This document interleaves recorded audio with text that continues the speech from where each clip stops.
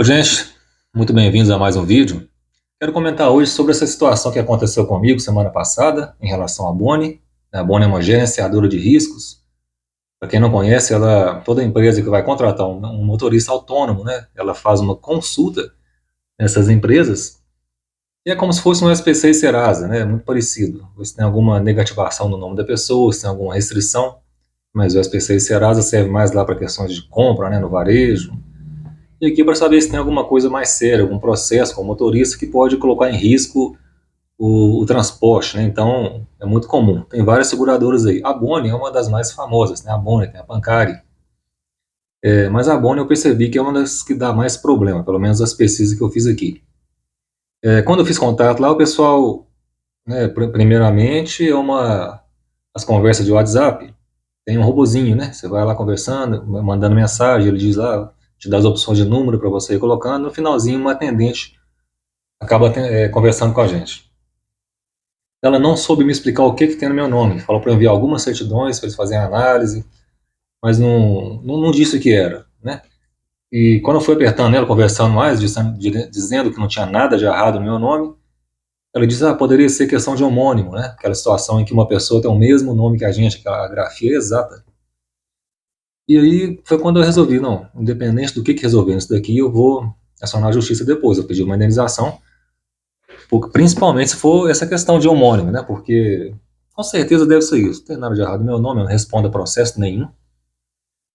Eu entendo que a seguradora tem a obrigação de averiguar isso, né? Não esperar a gente precisar, uma empresa consultar, ver que tem algum problema e a gente fica sabendo em cima da hora, né? E imagina, longe de casa, sem condições de ir embora, né? Você pode até pegar outras cargas com outras empresas, mas a maioria hoje consulta a Boni. Então, como eu estava relativamente perto de casa, cisco no olho aqui, a 330 quilômetros, resolvi vir embora para poder resolver isso aqui que eu achei mais fácil. Então, eu pesquisei aqui, né, antes de iniciar uma ação, é bom a gente fazer uma pesquisa, né, ver casos parecidos com o nosso. E encontrei aqui vários, né, eu separei 5 deles. Eu vou falar apenas só de um, porque é o que todos têm em comum. Mas antes, deixa eu só esclarecer uma coisa aqui, né, só para a gente só para alinhar aí o entendimento. O que é um processo judicial? Para que serve e, principalmente, quando que a gente vai à justiça, né? Qual a razão e quanto que a gente vai? Todo mundo sabe o que é um processo, mas uns detalhes a pessoa às vezes não para pensar, entra com a ação, mesmo tendo razão, ela perde o processo, depois fica indignada, e não entende o que deu errado. Até porque às vezes o advogado não explicou bem a pessoa o que aconteceu. Então vamos lá. Você tem uma questão para resolver com alguém, né? Vamos supor que é uma dívida, e você não conseguiu resolver isso amigavelmente. Então você vai para a justiça. O que é ir para a justiça? O que é iniciar um processo contra alguém? Você vai pegar a sua situação que você não conseguiu resolver e entregar para o Estado resolver para você. Ele vai decidir por meio do Poder Judiciário, né, e na figura do juiz, que é a pessoa investida para tomar essa decisão. Então vamos lá. Em tese, o juiz que vai decidir, esse terceiro, não conhece nem você nem a outra parte, nem deve conhecer. Muitas vezes conhece porque tem muitas pessoas, né, empresas grandes, que, né, a todo momento estão sendo processadas, né? Mas, regra geral, o juiz é um terceiro, né, que vai atuar ali imparcialmente. Então, se é assim, você tem que apresentar os seus argumentos e as suas provas. A outra parte vai se defender, apresentar os argumentos dela e as provas dela também. E é com base nisso que ele vai decidir. Então, por mais que você tenha razão, se você for justiça e não apresentar provas do que você está alegando, porque, tirando algumas exceções, se você está iniciando o processo contra alguém, você está acusando a pessoa, você tem que apresentar provas. A obrigação de apresentar as provas é sua. E por que eu estou falando isso? Eu vou colocar aqui um trechinho dessa decisão, né? São 2 parágrafos aqui, 2 pontos da emenda, onde o motorista, a meu ver, ele tinha razão, mas ele perdeu. Mas antes disso, esclarecer uma coisa também. A atividade da gerenciadora de riscos é justamente fornecer informação para quem faz a consulta, né, a transportadora que faz a consulta, de alguma coisa que tem errado no nosso nome. Isso por si só não é ilegal, muito pelo contrário, já tem esse direito, né, é uma atividade lícita, como eles falam aqui mesmo, nas decisões. O que você tem que ver se a informação era correta.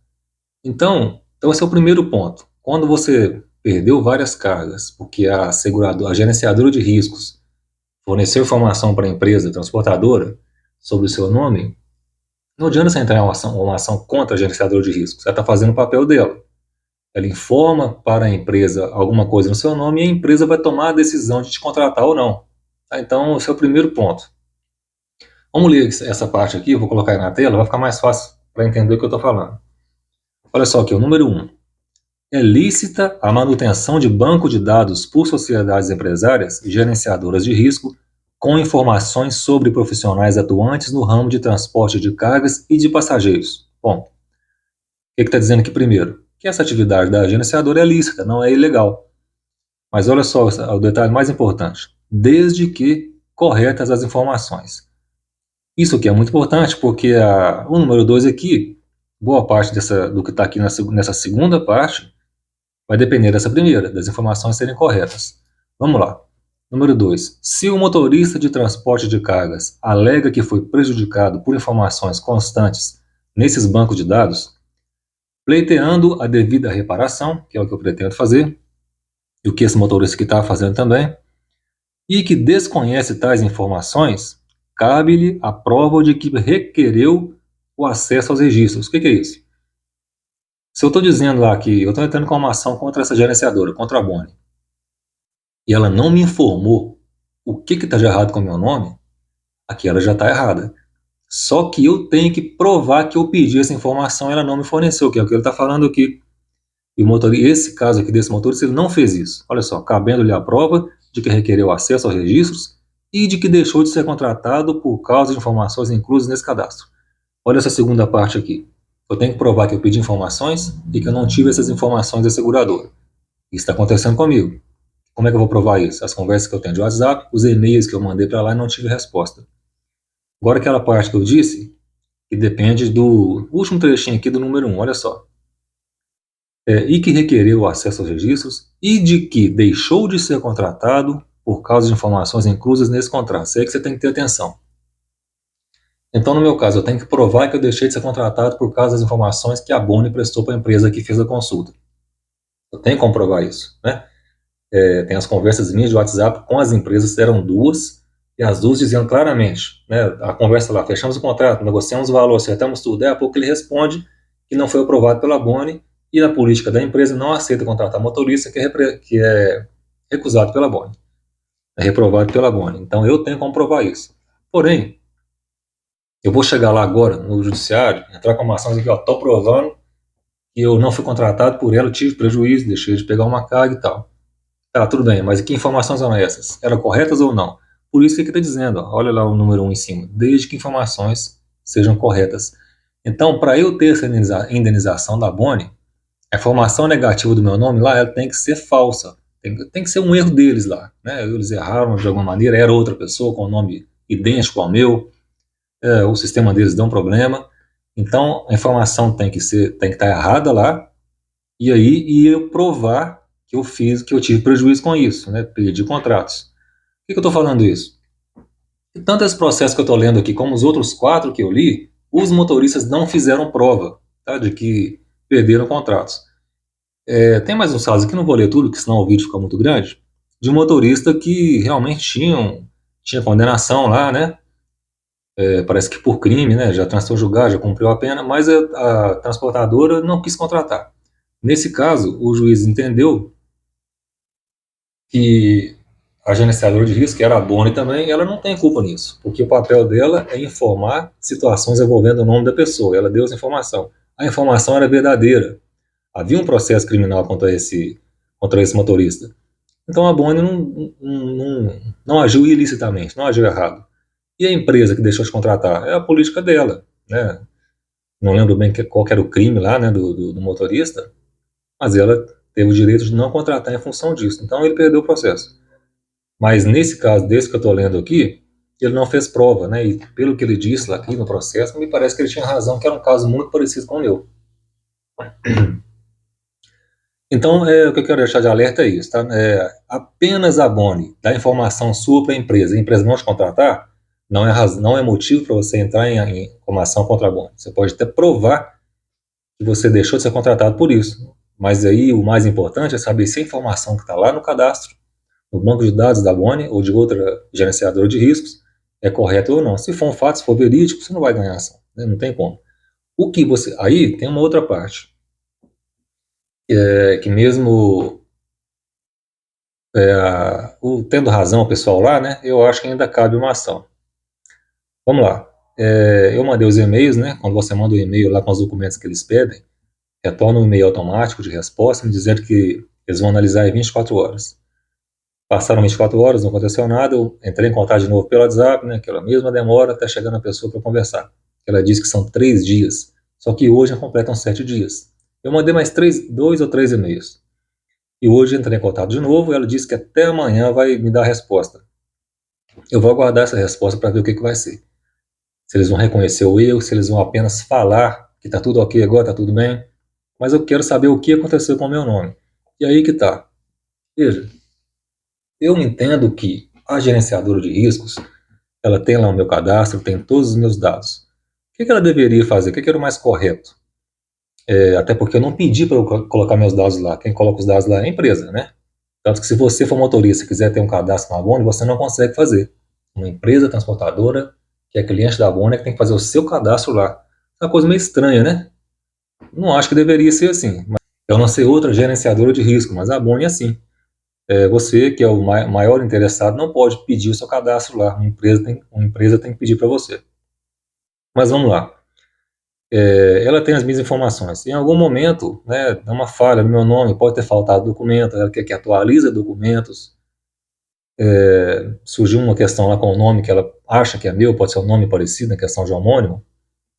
O que eu acho que ela deveria fazer, que era o correto? Né, o sistema deve emitir um alerta na hora, notificar, dizendo que, olha, esses motoristas aqui apareceu uma pendência no nome deles, e nos informar imediatamente, porque aí a gente vai saber exatamente no momento que tem uma pendência com o nosso nome, alguma negativação no nosso nome, para a gente, aparecendo a imagem aqui, para a gente tomar providência, né? A gente correr atrás, né? Provar que não tem nada, ou se tiver, corrigir esse problema, e não deixar para quando uma empresa for fazer a consulta, ver que está negativado, e quem nos informa é a empresa, né? Nem a Boni. A empresa me disse, olha, tem esse problema aqui, tem um problema no seu nome, é para você ligar lá.